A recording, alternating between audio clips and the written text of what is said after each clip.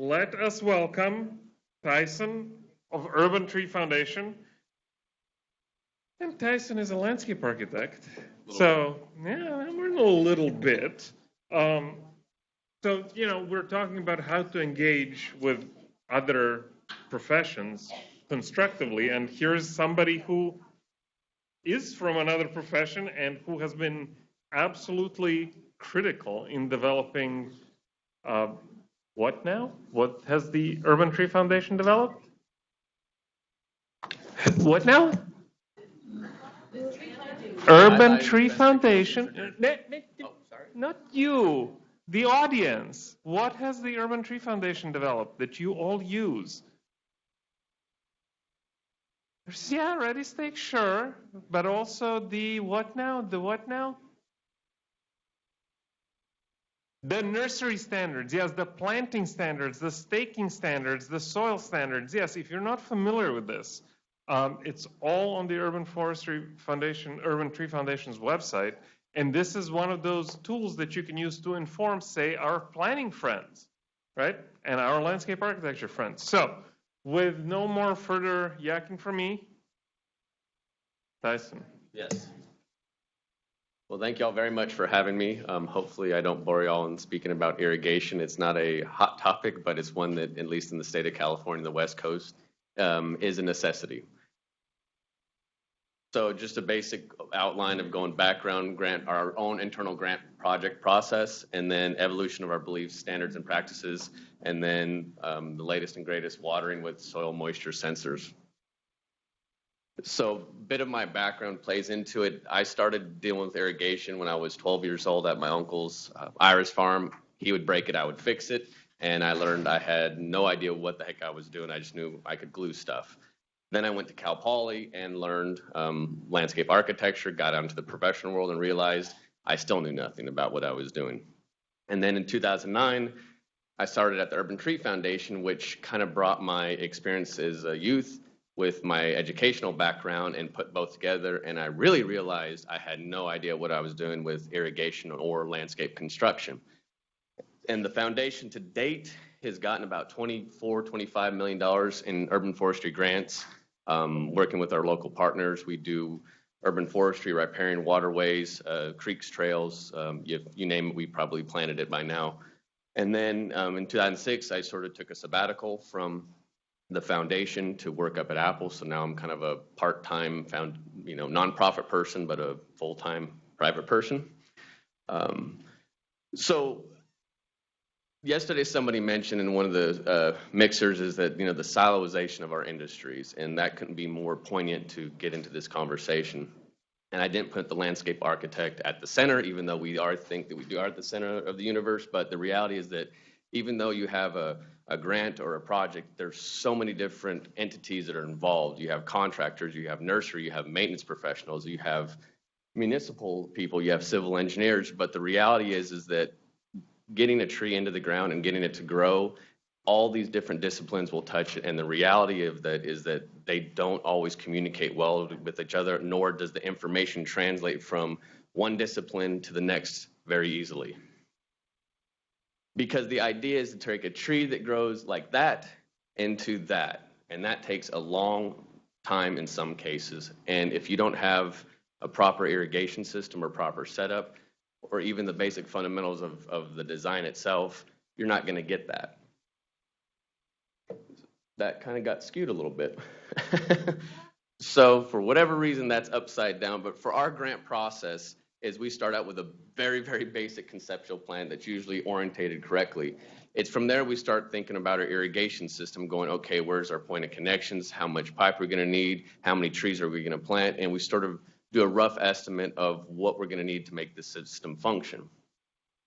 Then we move into the cost estimate where we break it down even further. And the thing that's probably more frustrating than most as being a landscape architect and a contractor is that the two items up top, as far as your water services, electrical services, that's the thing that can make or break a project in terms of, do you have the water available? Is it a short side service, long side? Do they have the pothole? Because you're talking anywhere from $5,000 to $50,000 that you may not have accounted for. Same thing with the electrical. Then you move into the irrigation system, and unfortunately, Our industry we like round numbers and we like dollars per square foot and things like that. But I can take the same components and put it on a 10,000 square foot project and then put it on a 100,000 square foot project, and my square footage costs are completely different. And so what we've learned through very painful means and methods is that we get all that heavy, expensive stuff out just to look at what's our irrigation materials. Because the benefit is if you account for it through at the beginning, you might notice, oh, we don't need this meter, we don't need this service, or we need a smaller service. It becomes a little bit of an additional contingency, which you don't necessarily know about. Then we move into the landscape irrigation plans, and this is where we really start to think about how we're going to program this thing, because not only do we install the controllers, the systems, the trees, we also set up all the programming. And so our design is directly reflected of how is the end user, our city, is going to use this? Are we going to make this easy for them? Are we going to provide all the components for them? And that helps also reinforce our estimate, because once we get to this point, I can do takeoffs of every single thing, every single component, go back to my grant estimate and go, yep, oops, I'm a little bit high there. I moved money around here, but it was over or less in another location, and you keep moving forward. Our process is similar to y'all's is we start trenching, we do our irrigation, we do our mulching, and then 3 times a year we do a community planting where members come out, they plant everything else, we get sandwiches, have a good time, and everybody feels good about themselves. We've been doing this now for 15 years in that model. We work with a local conservation corps, we design, build, and partially maintain. We've learned a lot of not to do things in our time, and things that we've learned that make our lives easier and make the end user's life easier once they take it over. There's a lot of those things I could go with, but I'm going to go through it very quickly. These things that we've learned, the process just makes everything much more smoother. Ball valves behind the valve, watering for a very, very low GPH, the different types of grease packs, conduit, types of glue, going from a drip tubing to a bubbler and back and forth. It's things we've incorporated into our own design and our own construction that have made our life a hell of a lot easier. So now we get into moisture sensors, which for better or worse have been misunderstood for 15, 20 years. And I tried this question with a couple of my contractor friends yesterday. So I'm going to try it with y'all since y'all are the experts of this industry. If you were going to plant a regular 15-gallon tree, how often are you watering and how many minutes are you going to water that? Okay, such as, and what else? Where depends where you live. And? Okay, what else? Okay, so basically the answer is it depends. That's what it comes down. That's better than the contractors. But the contractors, they don't look at that luxury. They've got to go, what do I have to water? 2 days, 3 days a week, 15 minutes, 30 minutes. So we're guessing. What's our metrics to determine if we're accurate or not? So we started looking at soil moisture sensors about 10, 11 years ago. The industry loves ET. Not to say, I'm going to say it's my opinion, I hate ET. What's ET? Evapotranspiration. So based off your local conditions, the rain, temperatures and such, you get an ET factor associated with it. And the industry, our industry, as far as irrigation and landscape construction, they water based off of ET. There's good and bad for both. And I'm not saying one's the devil and one's the savior. It's just there's cause and effect to it. So the pros of sensors are you get real-time data. I put my sensor right at that root ball. I know what's actually happening within that root ball. It also takes into account sort of exterior factors that affect that moisture in that root ball, meaning mulch, soil type, wind, rain, you name it. So it doesn't tell me all those things, but because I see a temperature and I see moisture and I have these different factors, I know what those things are doing and how they're affecting him. The cons are critical placement is a definite problem, meaning if you put it over here, but your tree's over here, that's not going to do you any good. It takes a lot of time to calibrate. When I mean a lot of time, it means you need a growing season because you're not going to stick something in the ground and walk away and go, we're here, we're good to go. Let it do its thing. And then it can provide false status. So if you go ahead and put it right next to a drip emitter, it's going to read like this thing is wet the whole time. Oh, sorry, I went too far. ET is good because it's kind of plug and play. It gives you the data, it makes the adjustments, you're good to go. The problem is that it's taking it from sort of a 10,000 scale look at it of everything else. It's not looking at under the soil. It's not looking at the different plant conditions. And what I've found is that it's not very accurate. It tends to go to extremes when you do it. And I've made this mistake many times on my own home, trying to calibrate based off of my own local conditions. So in 2011, our local agency was trying to make a change from their current provider. And we were the guinea pigs of the city to say, they'll go find it out. We met with a bunch of different manufacturers. We've worked with every manufacturer under the sun. But like anything, especially when you're dealing with public money, you need to step your toe in the water before doing the cannonball. So we found one of our project sites that was an existing site that has would this have been considered a phase 2? It was off the beaten path. So that way, if we screwed up, it wouldn't look too bad. It was a hybrid system, and in irrigation terms, that means it was the regular, conventional one wire, one valve, and then the more modern 2-wire valve where you basically have a walkie-talkie at each valve that communicates back and forth. For this one, we wanted to keep it simple because we were very scared about putting this in. So we did one sensor per program or per plant type. So we had one for existing trees, one for shrubs, and one for new trees. We decided before we were going to do anything, we were going to manage this thing for a year. And so, meaning I was going out there checking once a week, sometimes more than once a week, where we were going to allow the system water every single day a week. Not that we were going to let it water, we were going to say you can, based off of what our moisture sensor said.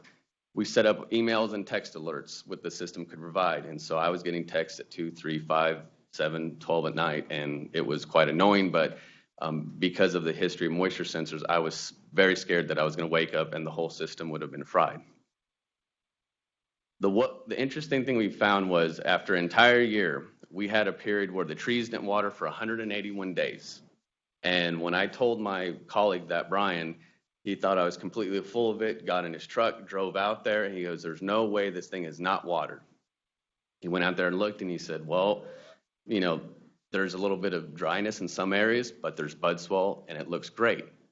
So that convinced us that, okay, sensors are the way to go. So you have to be cautious when you do anything. And so when you get into sensors, when you get into irrigation, this is really the way that the industry is moving, and it's a metric that you can use to adjust your irrigation practices. So from my screw-ups to you, I would say these are the one things you can avoid is meet early with your clients, whether it's the city, owner, contractor, to discuss them about the use of moisture sensors.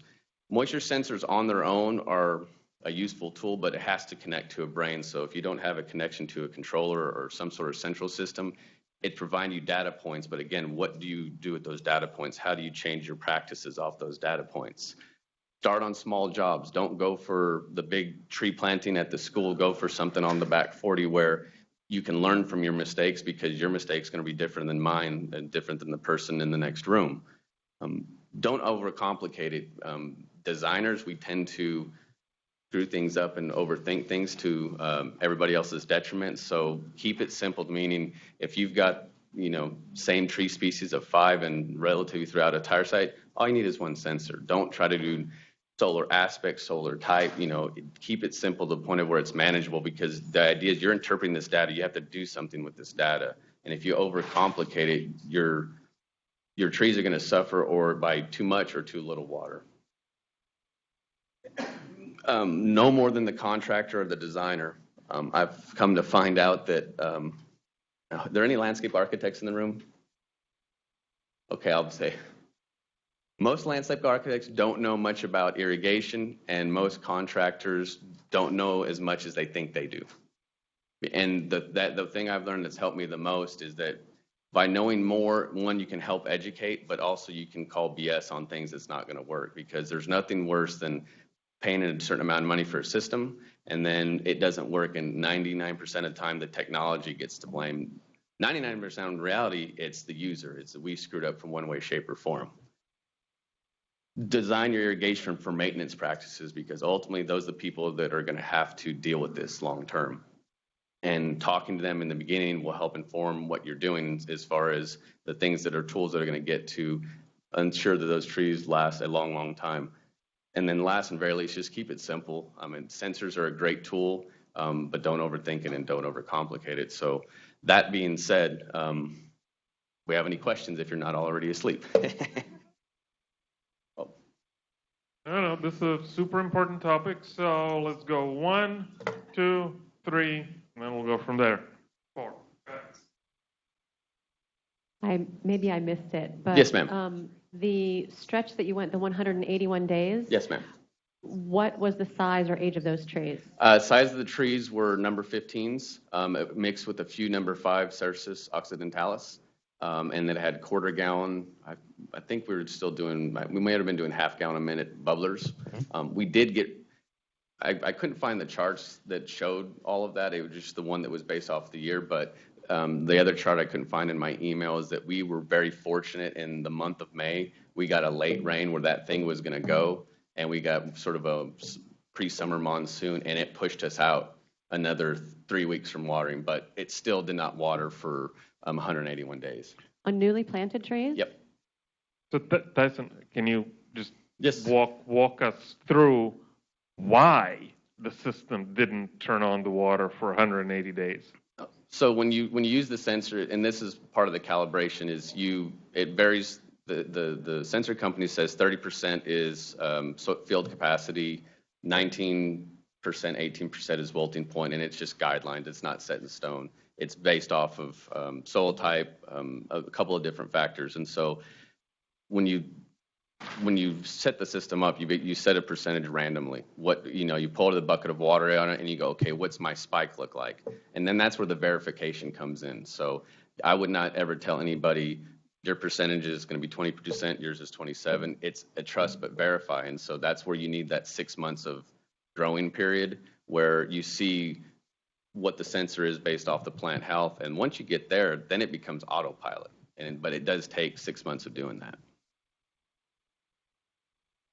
Because you planted them in the winter when it was getting rainy. We plant them in October, correct. And the thing was, the sensor started, like when we first did it, the manufacturer goes, set it for 25%. And I'm looking at it, and it was watering 4 days a week. And I'm like, you're out of your mind. This is not right. So by the end of the summer, or beginning of the summer of the following year, my percentage went down from 25. I was already down to 21. And so I slowly crept it in through the process. Yes, ma'am. So here in LA, we have a lot of public medians where irrigation was turned off when we had the 25% cutback because of the drought. And so we lost a lot of mature trees and now kind of slowly are getting some newly planted trees. A lot of those areas had pop-up sprinklers because they were really meant for the landscaping in general, not for the trees. So what would you consider kind of best management practices? What's a good way to irrigate, the new trees that are going in, but also the existing trees? And part 2 is, have you ever seen the use of reclaimed water, so like purple pipe water for that sort of situation? So to answer your first question, not to use the same answer as I said before, it depends. You can certainly manage with your overhead. That's not a problem. But if you're starting to mix, if you have existing trees and newly planted trees on the same valve, you're not going to want to go that route because you have different water needs. One's a frequency volume. If you were forced in that direction and you couldn't add a different system, you could really hybridize the bejesus out of it where you put a boatload of water, drip, say for instance, around the larger tree and do a much dramatically reduced application rate for the newly planted trees. I wouldn't advocate for that by any means, but that would be, without spending any money or very little money, that would be the fastest solution. If you new system, you split it. New existing tree, the big one gets its own system. The small ones, I do point source to whether it's drip or hard pipe point source system.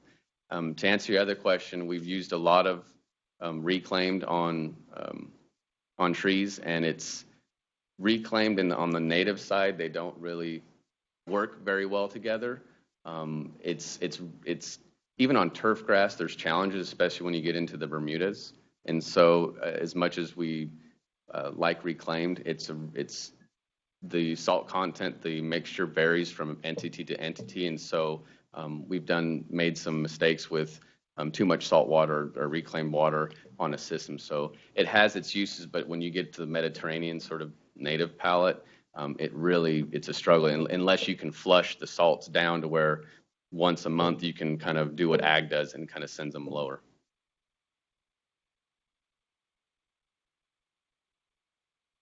One, two.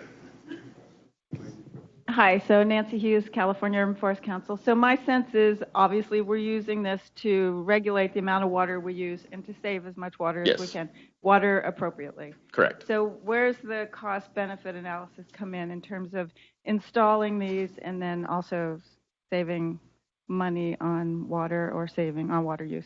So if you're installing a commercial irrigation system anyways, the sensors $200 or $350. The cost of benefit gets really difficult because when you look at what people pay for CCF, and it varies from entity to entity. There's a lot of costs that are built into that charge that are not directly related to water use. I know not City of San Luis Obispo, San Luis Obispo School District put these in during the drought, and because their cost of water is so high, they saved in 2000, and I'm speculating, but I think 15 or 16, they saved something of $235,000 using that system. It would not be the same payback for us because our cost of water is much, much lower. Yeah. Before we go on, I just want everybody to raise their hand who understands how these sensors affect irrigation. Okay, Tyson, walk us through what happens. So basically, water hits the sensor and it generates percentage. Between 0 and 30-something%. You as the end user say, I either want you to turn on when it gets below this or I want it to stop.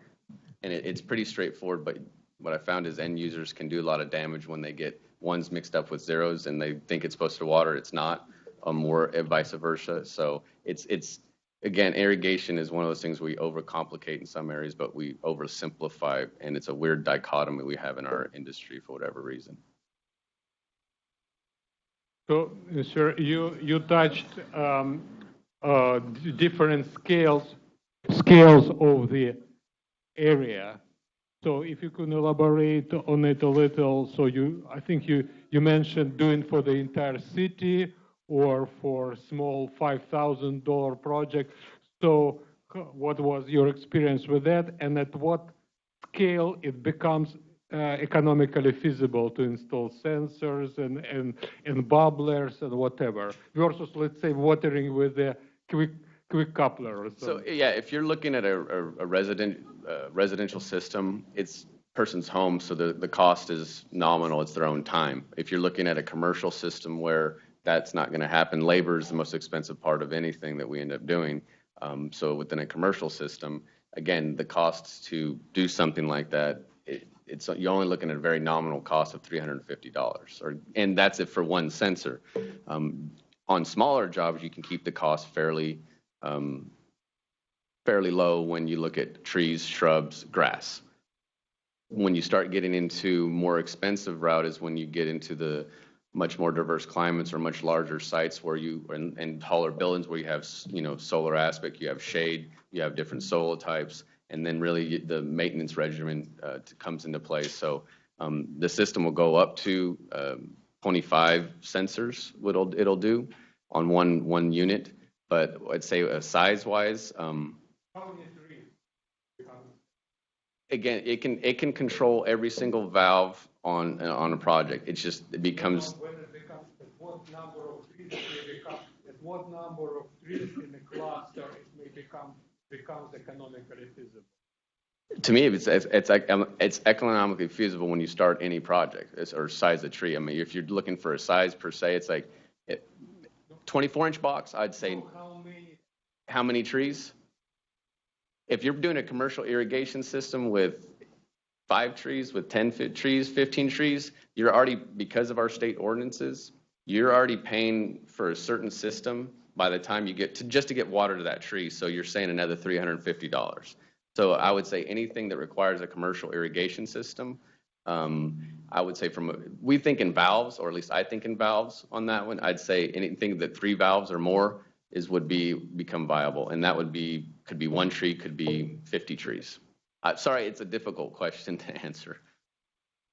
Yeah, I have found using reclaimed water, we've used it down in Orange County for over 25 years, many different water districts, and they're motivated to develop the water chemistry level to supply all agricultural landscape needs as well as food crops, all vegetable crops. So reclaimed water is the way to go. It's less expensive. It's a surplus water. If it's not used, it's pumped out in the ocean. So it's a very important thing. My belief on landscapes, the best sensor is the human monitor by far, because in most cases you don't have homogeneous soils and you don't have plant zones that have thirsty plants all combined in one area and non-thirsty plants in another. Usually what we do in these tree programs, we're planting trees where there's already existing irrigation. And so you really have to have someone who gets out there and monitors those trees to see what they need. So by far, the best sensor is the human monitor. The most efficient irrigation system is the hose dragger, the person that goes out and really knows how to apply the water per plant. And many of these sophisticated irrigation systems become very, very expensive on and off switches. I've seen that many, many times. HOA will put in a $225,000 master control system. It's managed by people who don't know what they're doing, and all they do is turn it on and off. So it's a huge waste of money. So you have to analyze and look at all those things very carefully. And I couldn't agree more that you have to have that human monitoring and verification, because without a soil probe, it doesn't matter. And looking at the tree tops, tree health, you have to establish that baseline, no pun intended, to know it's like if something's working or not, because otherwise you go out of left field, so to speak. So it seems like this project allowed you to see that trees may not need as much water as we think, based on this system. We are hose draggers, so to speak. We're not installing irrigation very often, and the limited experience I've had with irrigation, my question for this is, how often did you have to do repairs on that system due to critters, et cetera, or human error as part of the labor involved with this period of time? For us, we can't walk off of a job until the city signs off on it, and so we go through all of that labor-intensive kind of repairs beforehand. So we test it and test it and test it. We had the normal things where our core members, clipped a wire, we didn't know about it. We had a rock in a valve, didn't know about it because it wasn't going to shut down. So that for us is a normal part of the process. Over time, these things, they say 25 years. Is it actually 25? Is it 50? Is it 5? So they are ongoing maintenance, and there's not a permanent silver bullet. So I'd say, is there going to be breaks? Absolutely. There's too much human nature involved. And my question for you is, do you think this is scalable via a pilot program with individual residents getting street trees in a program like City Plants or the Sacramento Tree Foundation? I think what I found... Oh. Yes, do you think this is scalable? Again, it's hard to hear yourself in these microphones. Do you think it's scalable via a pilot program with a free street tree program or a free yard tree program? We kind of ran in something similar with a recent design, and my take on people's front yards is, whether it's the parkway or the back of walk, that's to consider their front yards, and people's front yards is sort of considered their castle, for lack of a better description. And so when you start taking, whether it's the city or y'all or somebody else taking ownership of that, you still have too many potential shovels going into the ground. And so I see, in an ideal world, I think it's a great thing. I see too many cooks in the kitchen to cause the issues that you were sort of discussing, where somebody takes a shovel or somebody goes, I don't want that tree or that plant, I want to put this, and ends up screwing up the whole system. It's used on private property, especially if it's larger systems or more complicated system. Yeah, it's definitely used on that. And a colleague of mine has a lot of clients down here in and around LA who want that sort of automation control, and they don't always necessarily use it to the full extent, but just to know, yes, it turned on, yes, no, it didn't, that sort of thing. Hello, I have a couple of things to ask about. Yes, ma'am. As a landscape person who knows a lot about trees as well as the irrigation, is there a location or a site that one can review trees that are adaptable to the reclaimed water's high salt content? I think because like the gentleman said, the reclaimed water, the mixture varies from entity to entity, that you can see the same species perform differently. So I don't have a good answer for that, because we've even seen it on our own where we've had olive trees that are notorious for not liking reclaimed water do well on one project and then do horrible on another project. And the same thing with some coastal redwoods. They're doing great on one side and not on another. So I don't have a good location for that for you. Sorry. I sort of have some insight, and there are definitely varieties that do not tolerate it at all. We have 1.1 miles of a large project that is irrigated with reclaimed water, and we've lost some of the trees, and some have done just fine. So just wondered if there was a list. One other comment I'd like to make. Some years ago, California Relief was, their program was Save Our Trees and Save Our Water, or Save Our Water and Save Our Trees. I wanted to comment that was an extremely easy way for us at the grassroots level to convey to people who were trying to convert from lawns to saving their trees, to equate what they should be doing. And has really been tremendously a good educational thing in our community. Well, I think this is an extremely important discussion, actually. I know. Don't leave. Okay, sorry. I mean, I know there's probably a bunch of people in the room who are not like super excited about this topic, but the reality is we irrigate trees in a lot of settings. And so what Tyson was describing is not going to be appropriate for every setting. Absolutely not. But it is one new tool in the toolbox. And this issue of, are you spending, quote unquote, water on trees, only shows up during those years when we don't have water, right? So being able to show, no, we're using the water in the most efficient way possible, and we can show that may be very important to some projects.